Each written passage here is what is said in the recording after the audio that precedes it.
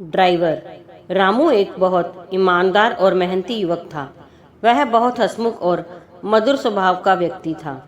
एक दिन रामू एक किराने की दुकान पर गया। वहां सिक्का डालने वाला सार्वजनिक फोन लगा था। रामू ने सिक्का डाला और एक नंबर डायल किया। ट्रिंग ट्रिंग ट्रिंग ट्रिंग। किसी ने फोन उठाया। रामू बोला, हेलो सर, नमस्ते। मैंने सुना था कि आपको एक ड्राइवर की आवश्यकता है। मैं भी एक ड्राइवर हूँ। क्या आप मुझे अपने यहाँ ड्राइवर की नौकरी देंगे? व्यक्ति ने कहा, बेटा, मेरे यहाँ पहले से ही एक ड्राइवर है। मुझे अन्य किसी ड्राइवर की आवश्यकता नहीं है। रामू ने कहा, सर, मैं एक अच्छा ड्राइवर होने के साथ साथ एक ईमानदार इंसान भी हूँ।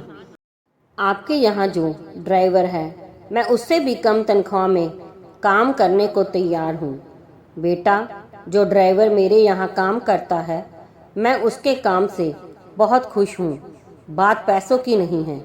हम जैसा ड्राइवर चाहते हैं वैसा हमारे पास है और हमें अन्य किसी ड्राइवर की ज़रूरत नहीं है।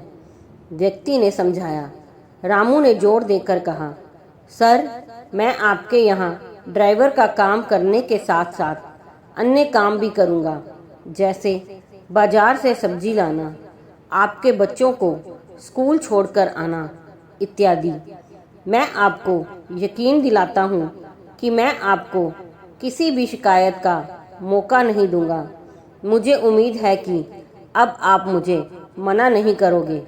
व्यक्ति बोला, कहा ना, मुझे अभी किसी ड्राइवर की ज़रूरत नहीं है। और ऐसा कहकर उसने फ़ोन काट दिया।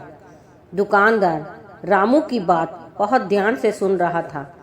उसने रामू से कहा, मेरा बेटा शहर में रहता है, उसे एक अच्छे ड्राइवर की ज़रूरत है।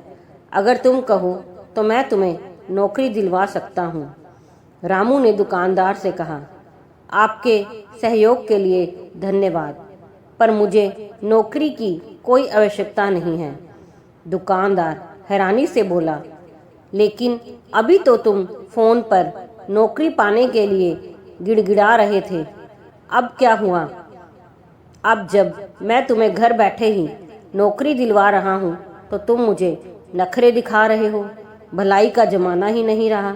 रामू ने बड़ी विनम्रता के साथ कहा, आप मुझे गलत ना समझिएगा, मुझे काम की कोई ज़रूरत नहीं है। दरअसल सच बात तो यह है कि मैं अपने ही काम की परीक्षा ले रहा था। उस व्यक्ति के यहाँ काम करने वाला ड्राइवर और कोई नहीं, वो मैं ही हूँ। दोस्तों, सफल जीवन जीने के लिए यह अत्यंत आवश्यक है कि हम स्वयं को अच्छी तरह जानें, हम अपनी कमज़ोरियों और कमियों को पहचानें और जितनी जल्दी हो सके उन कमियों पर विजय प्राप्त करें।